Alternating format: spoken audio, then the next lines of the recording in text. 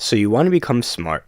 In most of the world, you're told that it takes 12 years of school, plus 4 years of college, plus 6 years of graduate school to become smart. But what you actually become is homeless. That's not even a joke. But on the bright side, when you make a Reddit post about how you can't get a job, you can do it in perfect English. If you haven't guessed by the title, becoming smart is actually very easy. Even if you think your genetics make you dumb, if you compare yourself to every other animal, you're actually pretty overpowered. When people like you and me say we want to get smarter, it means a bunch of things. We want to learn useful skills, ideally skills that make money. We want to be good at solving problems, hopefully for money.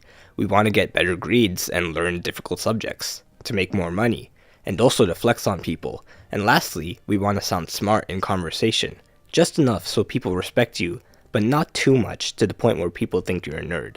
The problem is, most advice on the internet is so vague and philosophical that even if it works, the only people who could actually follow it are Oprah and Socrates. And if you instead look for specific advice that you can actually try right now, this is what you get. Eat blueberries cause they're brain food. Drink black coffee. Exercise. Sleep more. Take IQ tests. Listen to classical music. These things sound good, but at some point you have to, actually learn stuff. Besides, even in the past, there have been some geniuses who've spent the whole day sitting at a desk, getting 2 to 4 hours of sleep a day. So what can you actually do to get smarter that's not just the same 6 brain hacks from a Facebook post copied and pasted from a WikiHow article inspired by a quote spray painted on a New York subway wall? The main thing you need to do is read. What kind of reading? It depends. Fiction is good for learning to read faster, and it gives you a better vocabulary. Also, if you read a lot of dialogue, it makes you feel like you have friends.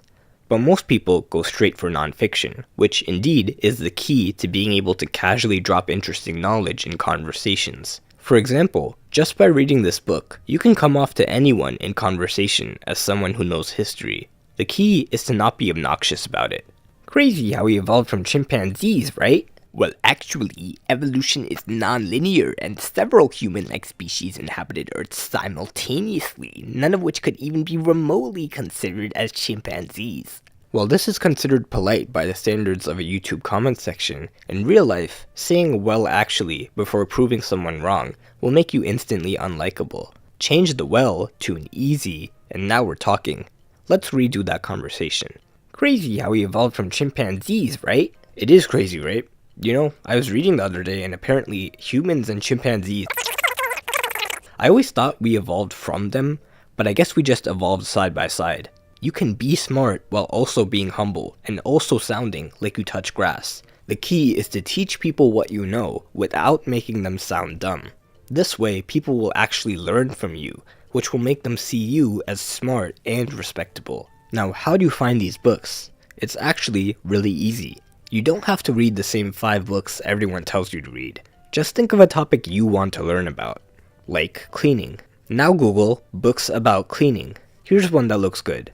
Usually, these books cost money, but if your finger slips, you might accidentally end up on this website, and you might accidentally search for the title of the book, and by chance, click on the first link, and oh no, accidentally downloaded a file, and opened it with the appropriate ebook viewer. Well, now that you have the book, you'll also find that not only can you pick out interesting tidbits to use in conversations, but you can also learn many useful skills. There are 10 things you should know before you learn a skill. 1. Unless you practice the skill, your brain will think it's useless and forget it.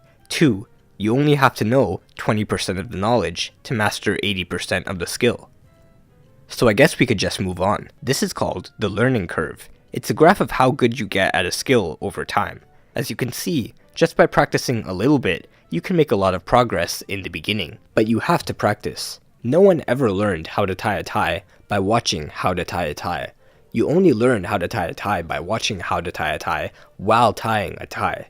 The same applies to reading.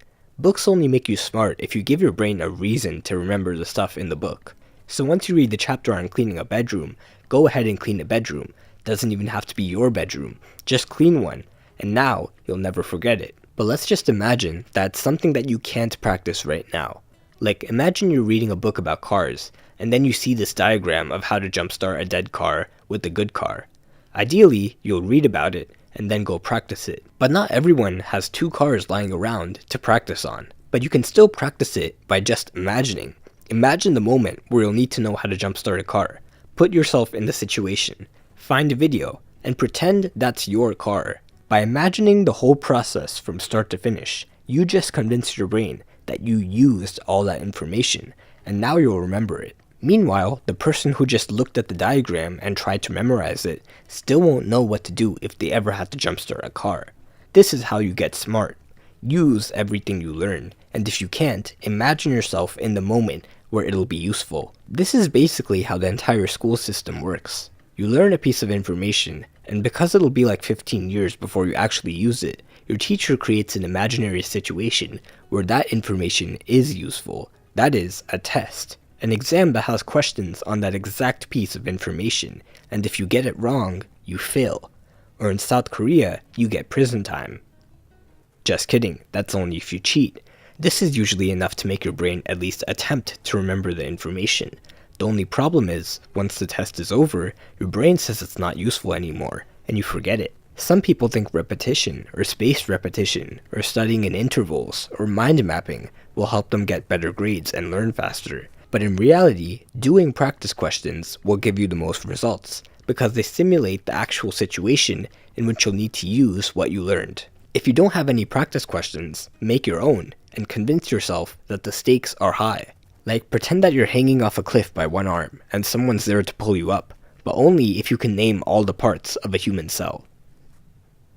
Learning information and making it seem useful to your brain is all you need to get smart. And this is why textbooks are the S-tier format for becoming smart as fast as possible.